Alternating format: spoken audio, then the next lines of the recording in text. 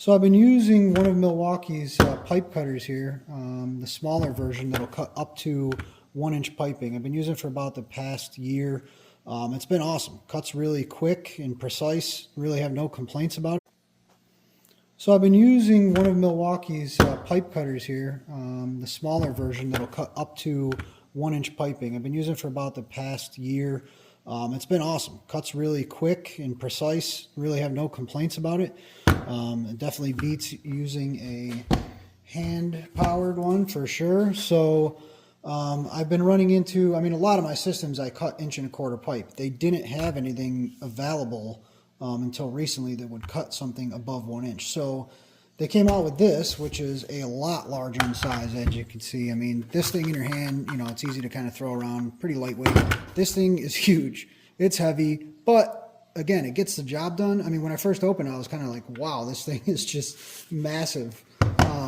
But I've been using it on this previous job I'm working on right now for about probably about 10 different cuts, and it works just as good as the other one. Super quick.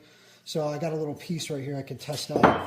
I'm cutting just 1.25", and like this one will do up to 2 inch. And a lot of times when I'm doing like a bigger cascade boiler systems or snow melt systems, I got to go up to like 2-inch pipes. So this thing's going to work awesome for that. So yeah, all you do is you make sure that there's 2 different settings, a forward and reverse. So when you have it in one position,